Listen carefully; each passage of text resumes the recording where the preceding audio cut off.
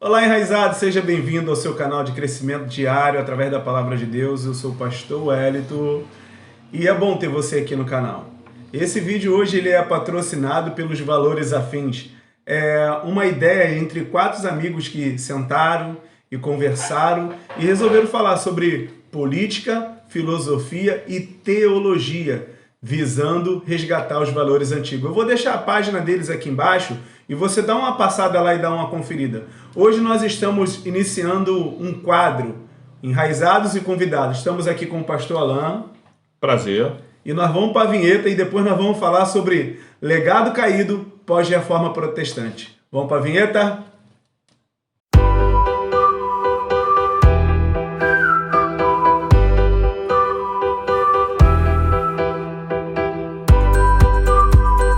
Enraizados, tudo bom? É bom estar aqui. Então, você lembra aquele anúncio que eu sempre faço lá para você dar uma olhada na Escola Filosófica Reformada? É o do pastor Alain, ele é o convidado de hoje. Prazer. Ele vai falar sobre o legado caído pós-reforma protestante, como isso contribuiu para a nossa vida espiritual e como tem contribuído até hoje.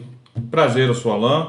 Antes de nós entrarmos no vídeo propriamente dito, nós estaremos sorteando a partir de 500 visualizações no canal do pastor Wellington, que é o pastor do canal Enraizado, sou glória. Esse livro chamado A História da Reforma Protestante, de Carter Lindenberg. Porque o que a Reforma Protestante ela influenciou no modo de vida da igreja cristã? A Reforma Protestante nada mais foi do que um movimento sociológico, econômico e espiritual. Então ela não apenas influenciou no modo religioso de agir, mas no modo da sociedade também. E no dia 31 de outubro, agora eu acertei, 31 de outubro, nós estamos comemorando mais um aniversário de Reforma Protestante. E o tema de hoje, do nosso bate-papo, é legado caído pós-Reforma Protestante.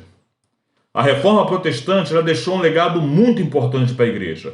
Mas após o passar dos anos, esse legado ele foi caindo. Muitas coisas foram ficando para trás. Então nós queremos falar hoje sobre o legado caído pós-Reforma Protestante. Primeiro legado, quebra das normas religiosas. A perda da força por parte das igrejas de manter um comportamento moral dos seus fiéis, inclusive por conta da secularização. Um grande marco para esse evento foi a Contra-Reforma. Ou seja, perda da força por parte das igrejas de manter o comportamento moral. E quando nós falamos de comportamento moral, nós falamos de um assunto muito relevante no nosso meio. Porque ser crente, nós temos que ter uma moral ilibada, né, meu pastor Hector?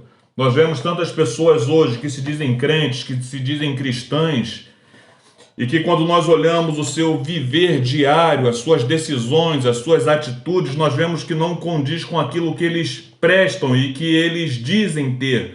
Hoje eu conversava com um pastor amigo meu, e nós falamos sobre Jesus, quando ele disse assim, porque pela árvore, pelo fruto, nós vamos conhecer a árvore. Qual o fruto que nós temos produzido? Será que são frutos morais? Porque nós vemos uma queda de moral, de valores invertidos dentro da igreja do século em que nós estamos vivendo. O que é certo já não é mais certo, e o que é errado parece que é o que está certo, né, meu pastor? Nós vemos aí pessoas que vivem em prostituição, em adultério, obreiros que devem aos outros, e eu vou dizer nem dever por causa da situação financeira que muitas vezes é difícil, mas devem porque querem, são caloteiros, e eu estou sendo bem sincero, e a secularização dentro da igreja. Nós vemos uma igreja que não tem mais característica de igreja cristã. Eu lembro, pastor Hélio, que quando eu era pequeno, e dentro de um erro teológico, né, tinha um presbítero que sempre dizia assim pra gente: e vereis a diferença entre quem serve a Deus e quem não serve a Deus. Mas quando ele falava isso, ele falava sobre roupa, sobre vestimenta. E ele falava, o crente tem que se vestir diferente. Mas era mais por causa de um legalismo. Mas hoje eu entendo, porque quando nós olhamos para a igreja mundial, e eu posso falar mais especificamente da igreja brasileira, desses movimentos neopentecostais, eu vejo que não há uma diferença porque a secularização entrou dentro das igrejas. Não há uma mudança. Não há uma mudança. Para vocês terem uma ideia, existe um certo pastor, que ele é bem conhecido, eu não vou citar nomes aqui, ele é pastor de uma igreja lá na Barra, eu acho que agora a igreja fechou, que ele começou a colocar a sessão de MPB dentro da igreja. MPB dentro da igreja. E uma das pessoas que cantou na igreja desse pastor foi a Anitta. E nem MPB é funk. Então você vai ver uma secularização dentro da igreja, onde os valores mundanos estão entrando e invertendo o que é certo. O certo passa a ser errado e o errado passa a ser certo. Então há essa quebra de valores, há essa quebra de paradigmas dentro da igreja. E a reforma e os seus reformadores, aí nós vamos falar de Calvino, nós vamos falar de Lutero, nós vamos falar de Zwinglio, foram homens que lutaram pela santidade, pela moral da igreja, né? Nós vemos um teólogo que eu tenho lido bastante sobre ele nos últimos dias, que é Karl Barth, e ele vai lutar muito contra esse movimento que veio ali em 1600, 1789, que foi a Revolução Francesa, e junto com a Revolução Francesa o Iluminismo, que tenta se tirar Deus do centro das coisas e colocar o homem como centro.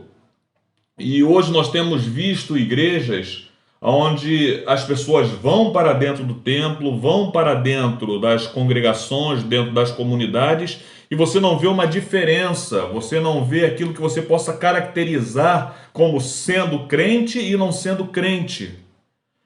Há uma secularização tão grande, onde o mundo de fato tem entrado dentro das igrejas. E só para pontuar, a cultura do reino, a cultura bíblica, ela é uma contracultura do mundo, né? O apóstolo vai dizer em 2 Coríntios 5,17 que assim sendo aquele que está em Cristo, uma nova criatura é. Agora nós passamos a fazer parte do reino. E nós queremos as coisas do reino, queremos o fruto do Espírito, queremos a transformação para gerar bons frutos. E uma igreja que não é luz, ou uma luz que não ilumina, e um sal que não salga, que não faz diferença, não serve para nada. Exatamente. E se falando de reforma, nós vemos um dos que foram o grande marco da história, Martinho Lutero, quando ele prega as 95 teses na igreja de Wittenberg, lutando contra os erros da igreja católica, que eram muitos, né? E você vai ver que logo após o movimento da reforma, houve a contra-reforma, que nada mais foi do que um movimento contra a reforma protestante da igreja católica. Sim. Porque quando Martinho Lutero se levanta para pregar contra alguns erros da igreja católica, tipo a consubstanciação, que eles acreditavam de fato que o vinho ou o suco de uva se tornava no sangue de Cristo e o pão e a carne no pão, Martinho Lutero ele vem dizendo que isso não era verdade, né? Que aquilo ali era em memória dele, não se transformava, porque com isso eles ganhavam dinheiro e indulgências e tantas outras características que faziam da igreja católica uma igreja rica, e elas acabavam oprimindo o povo, e Martinho Lutero vem lutando contra isso, e tanto na Alemanha quanto na Inglaterra, houve, a partir do movimento da Reforma Protestante, uma liberdade do povo, e agora a Igreja Católica, ela cria a Contra-Reforma,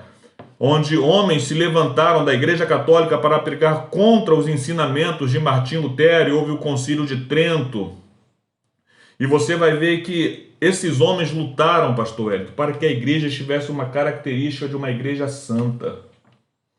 De uma igreja santa. Fugindo da banalização. Exatamente. E o outro também, o ponto 2, que nós vamos falando aqui, vai ser 1 hora, 2 horas, 3 horas. O ponto 2 houve uma mudança na grade de valores. Em lugar de valores tradicionais, surge a autorrealização do sujeito como valor maior, ou seja, o egocentrismo. Temos vivido hoje. Exatamente. O que empurra a ideia da religião mais institucional para uma ideia de espiritualidade individual. Não se precisa mais de igreja nem de reunião dos santos. E aqui é um ponto muito interessante, porque quando nós olhamos o Evangelho, Não evangelho, não, cristianismo, né? O evangelho, não porque o evangelho é o que Jesus ensinou, mas o cristianismo, você vai ver que a grande ideia hoje de cristianismo é o coach. Pastores coaches. Pastores coach. Né? Aquele negócio de você pode, você consegue, você é o centro do coração de Jesus. E é um grande perigo, porque o egocentrismo ele entrou como valor maior na igreja, e o ser humano ele tem um valor maior do que o próprio Deus. A religião deixou de ser institucional para uma ideia de religião individual, aonde eu leio a Bíblia, eu interpreto a Bíblia do jeito que eu acho que eu tenho que interpretar, e eu vivo segundo aquilo que eu interpretei, que é uma teologia livre. E cada um interpreta a Bíblia do jeito que quer. A sua maneira, não é verdade, meu pastor? E interpreto a Bíblia para preceitos próprios. E se tem uma coisa que particularmente eu acho assim muito limitada, é a ideia de que nós somos igrejas. Eu falava isso com a minha esposa esses dias, porque eu não sou igreja. Eu não sou igreja. Todas as vezes que nós vamos ouvir falar sobre igreja na Bíblia, nós vamos ver um conjunto e não uma unidade. Nós vamos ver Paulo comparando a igreja como um corpo, onde uns são braços, outros são pernas. Nós vamos ver um valor de igreja como conjunto e não unidade. Quando eu me junto com o pastor Hélito, eu me torno igreja. Então eu sozinho eu não sou igreja, individualmente eu não sou igreja, mas eu faço parte de uma igreja. Então esses valores, e com esses valores eu sou igreja, então eu não preciso mais ir ao templo, porque afinal aonde eu estiver, é igreja. Eu sou igreja. Então está perdendo essa ideia, né, de institucionalidade. Ontem eu estava vendo um café filosófico, pastor Hélito, e o palestrante ele fala sobre a ideia do senso de pertencimento das polis gregas, dos cidadãos gregos. Ou seja, as polis nada mais são do que cidades. E eles tinham um senso de pertencimento àquela cidade. Não havia individualismo, mas um senso de pertencimento como um todo. Quando eles olhavam alguém que estava passando por necessidade, eles ajudavam. Porque o que tinha mais valor para ele, Platão vai falar sobre isso, era o Estado e não simplesmente o indivíduo. A ideia individual nunca sobrepunha a ideia de coletividade. Então eles tinham esse senso de pertencimento. E quando eu falo de senso de pertencimento, me faz lembrar de Tiago, quando ele vai escrever a sua carta e dizer que a fé sem a obra, ela é morta. Se eu tenho fé, eu tenho que mostrar minha fé pelas minhas obras. Então, quando eu estou na igreja, ainda mais numa pandemia como essa que nós estamos vivendo, onde a grande realidade existem pessoas que não têm o que comer, existem pessoas que estão morrendo de fome, existem pessoas nesse momento que estão depressivas, que estão doentes, está entendendo? Então, eu tenho que me sentir pertencente a uma comunidade, ter esse senso de pertencimento a uma comunidade, a uma igreja, onde eu vejo a necessidade das pessoas que estão à minha volta, dos meus irmãos, e ajudo, não um senso de individualidade, aonde eu tenho que comer, para mim tá bom. Aí a gente vê onde os valores estão invertidos, né? Hoje nós olhamos a questão financeira, de que a pessoa vale quanto que ela tem no bolso, e acaba de esquecer que o que importa para Jesus é a alma, é o valor do pecador arrependido, já que uma alma vale mais do que o mundo inteiro. Exatamente. Então nós estamos deixando essa ideia de cumplicidade, de senso de pertencimento. E aqui vai uma pergunta: você se sente pertencente à igreja que você faz parte? Quando você olha para o pastor Hélito, né, do Ministério Livres para Adorar, você se sente parte dessa igreja? Ou você entra pelas portas do templo do Livre para Adorar individualmente, como hoje eu venho aqui porque vai ter um bom louvor, o pastor Hélito vai cantar, eu vou receber uma palavra de vitória, aquela palavra vai me satisfazer durante a semana? Será que esse é o nosso sentimento? Nós nos sentimos parte dessa comunidade chamada Livres para Adorar, aonde eu olho para os irmãos que estão ao meu lado e eu consigo ver neles a necessidade deles para ajudá-los. Jesus, ele era, em muitos casos, movido de íntima compaixão, ou seja, ele sentia a dor que as pessoas sentiam. E isso é esse senso de pertencimento, de pertencer a uma comunidade, de pertencer a uma igreja, onde, se os meus irmãos não estão bem, eu não estou bem. Se o meu pastor, você já perguntou essa semana, se o seu pastor Wellington, se as pessoas que estão à sua volta estão bem, você já ligou para alguém para saber se eles estão precisando de alguma coisa? Isso é senso de pertencimento. E isso que os gregos tinham nas suas polis, eles se sentiam pertencentes àquela cidade, a ponto de trabalhar para que o crescimento, a evolução da cidade se multiplicasse. Não era simplesmente algo institucional de individualismo. Eu sou o centro de todas as coisas. É o egocentrismo, onde nós nos sentimos o centro, onde a nossa ideia tem que ser a ideia prevalecente. Se a minha ideia não for colocada, logo isso não vai dar certo. Nós temos que trabalhar para o bem de um conjunto, não simplesmente de um individualismo, né? E a reforma protestante, ela trouxe esses valores, senso de pertencimento. Aí ele muda. Nós estamos correndo aqui porque já está 15 minutos de vídeo já. Rápido. 4. Crescimento de renda disponível. A sociedade enriqueceu como um todo. Isso transformou as pessoas em agentes de consumo. O reflexo disso é que queremos ir para os templos e sermos servidos como se fôssemos senhores. O culto agora passa a ser para o meu agrado. Essa é para mim. O que o senhor acha disso, senhor pastor? É uma verdade. Tu repare bem, muitas das vezes as frases das pessoas o culto não foi bom. Mas o culto não é para você. Você vai prestar o culto a Deus. Eu não gostei daquele culto. Interessante. Então nós temos que adorar a pessoa, levantar um altar para ela? Não, o culto é para Deus. Você está lá para cultuar a Deus. Simplesmente. Exatamente. E esse crescimento de renda disponível, né, que traz isso, o culto passa a ser para o agrado, e nós vamos para a igreja para sermos servidos, né? São aquelas pessoas que vão para a igreja e se o louvor não for do agrado dele, o culto não foi bom. O culto não foi bom. O culto foi frio, não senti nada. Exatamente. Se a mensagem não for uma mensagem de autorrealização, que vai trazer aquele sentimento de que eu posso, pastor. Durante a semana eu vou trabalhar e eu vou ser próspero, eu vou crescer. O culto para essa pessoa não foi bom. As pessoas vão para a igreja com o reflexo do intuito de serem servidos. Agora eles se sentem senhores. E isso é muito interessante, né? E dando ordem para Deus e intimando a Deus e que ele tem que fazer porque ele tem que fazer. E eu determino porque ele tem que fazer. Exatamente. Há um determinismo, né? Aí você vê o sucesso que faz, e particularmente eu sou contra, vou deixar bem sincero, esse canal do pastor Eco, mas eu sou contra. Quarta-feira da vitória, quinta-feira disso, afinal, vitória não é todo dia?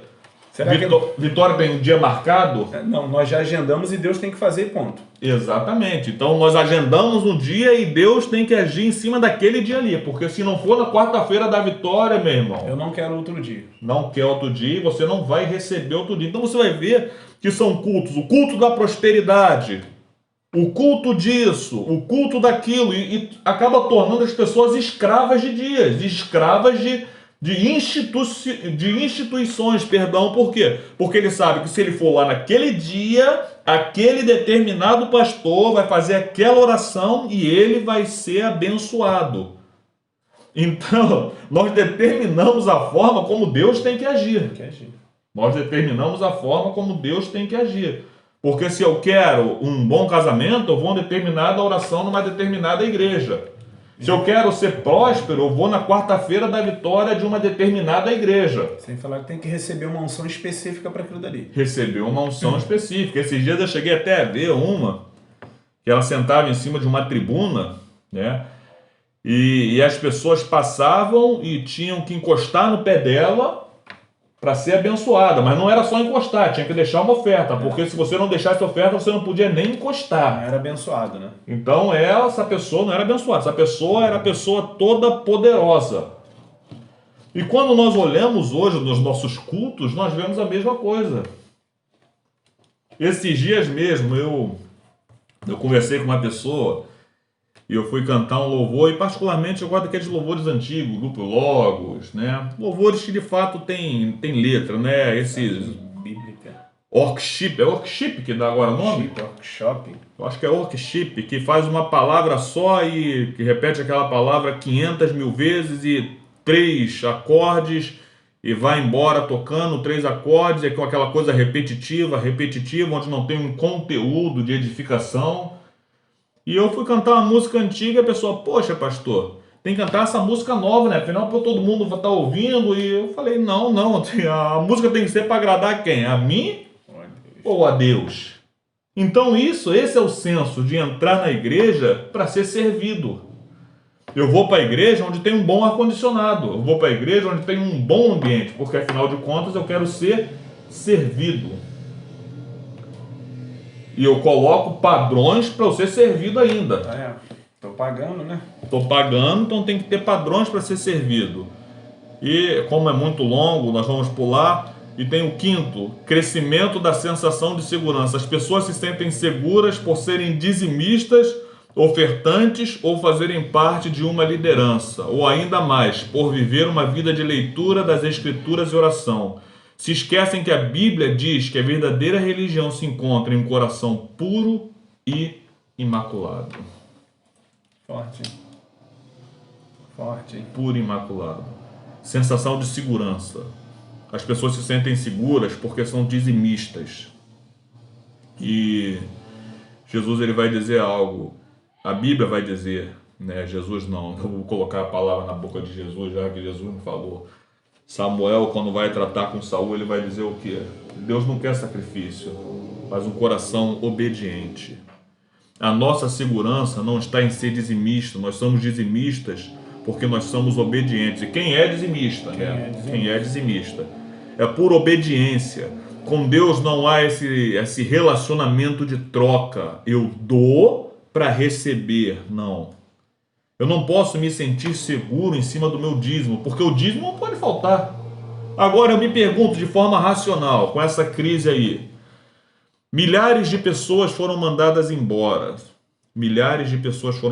Tem um restaurante aqui no Rio de Janeiro que mandou, se eu não me engano, 690 pessoas embora. E tantas outras pessoas foram mandadas embora que a partir de hoje não vão conseguir mais dizimar, dar a sua 10ª parte. E agora? Então me segura? Exatamente. Como o pastor Ed falou, essas pessoas não vão estar seguras porque não são dizimistas. Então é um questionamento, né, pastor? É um questionamento de forma racional. O que nos traz segurança são as nossas contribuições, ou o que nos traz segurança é o sacrifício que ele fez por nós. E tem outras pessoas que se sentem seguras por fazerem parte de uma liderança, porque se sentem uma classe especial dentro da igreja. Privilegiada dentro da igreja, né? Eu sou pastor, então quando eu olho como pastor aquela pessoa lá que é o irmãozinho, que é um simples, teoricamente simples, todos nós somos, mas um frequentador, né? Que ele é um membro da igreja, eu me sinto mais seguro porque eu sou pastor e porque eu tenho 30 anos de caminhada. Pessoas que se asseguram a sua segurança em cargos, só se esquecem que quanto mais é dado, mais é cobrado. Muito mais é cobrado. Então a nossa segurança não está também no nosso cargo de liderança e nem simplesmente em viver uma vida de leitura das Escrituras e oração. Porque se viver vida de leitura de Escritura e oração fosse segurança, os fariseus seriam o quê? Fera. Mito. Os caras eram mestres da lei. E Jesus censura os escribas e os fariseus constantemente. Inclusive, em Jesus vai citar a parábola daquele homem que estava um servo em cima do monte e um outro fariseu. E o servo dizia, Senhor, eu sou miserável, eu sou pecador. E o outro, Senhor, eu dou meu dízimo, eu faço jejum. E o Senhor pergunta, quem desceu daquele monte justificado? É isso aí. Eu acho melhor tu fazer as considerações finais. Ainda dava... Fala muito. Então, na realidade, não estou desmerecendo Não estou desmerecendo, preste bem atenção e não pegue isso como justificativa para a sua vida. Falar, não, o pastor falou que nós não precisamos ler as escrituras e orar, nossa segurança não está nisso. Não, mas nós não podemos fazer disso como um ponto de adoração. Porque muitas vezes vão usar um termo aqui que eu ouvi, nós somos bibliolatras. Nós idolatramos a Bíblia. E nós não devemos idolatrar a Bíblia, nós devemos ler e viver a Bíblia. Não basta apenas conhecer, nós temos que viver. Não basta apenas pegar um exemplar de Bíblia e falar assim, por causa dessa Bíblia aqui eu vou expulsar demônio, eu vou ser pessoa próspera. Não. Deuteronômio vai falar, se ouvires a minha voz e atentares, então vocês prosperarão. Tem que conhecer e ser obediente. Não adianta conhecer sem ser obediente. Não adianta orar como aquele fariseu orou se as intenções não forem corretas. Jesus falou o quê? Vocês pedem e não recebem. Por quê? Porque vocês pedem mal para os seus próprios deleites. Então esse é o legado que tem acontecido nas nossas igrejas pós-reforma. Eu quero passar para o pastor Edson, senão eu vou aqui falando até... Fala muito. Então, Enraizado, deu a entender como que a reforma contribuiu e tem contribuído, como os valores têm sido invertidos nos nossos dias? Eu quero te agradecer por você estar assistindo esse vídeo e pedir para você ativar os sininhos das notificações. Compartilhe esse vídeo aí, dá um joinha, porque eu tenho certeza que você vai sair daqui com um conteúdo muito bom. Tchau, Enraizados, até o próximo vídeo. Deus abençoe vocês. Só mais uma consideração. Nós temos nosso canal. O nosso canal é o canal... Escola Filosófica. Escola Filosófica. Ai, meu Deus. Escola Filosófica Reformada. Nós temos um canal no YouTube, lá tem algumas mensagens. E nós temos o blog também da Escola Filosófica Reformada. Lá nós temos vários artigos, né? Já tem vários artigos já. E o endereço é www.escolafilosoficareformada.com. O endereço vai estar aqui embaixo. O pastor Edson vai dar o jeito de colocar o endereço aqui embaixo aqui, porque ele é bom. A descrição do vídeo. Falta a descrição do vídeo. O negócio é bom. Então, clique aí, veja lá, entre no nosso blog. Eu tenho certeza que vai ter textos lá que vai abençoar a sua vida também. E siga o canal Enraizados, né? Você conhece alguém, envie esse vídeo para alguém, entre no canal Enraizados, veja os vídeos, pegue vídeos, contribua com os vídeos, partilhe ele nas suas redes sociais e abençoe a vida desse homem, que eu tenho certeza que esse canal vai abençoar muitas pessoas, amém? Deus te abençoe em nome de Jesus. Tchau, Enraizados. Tchau.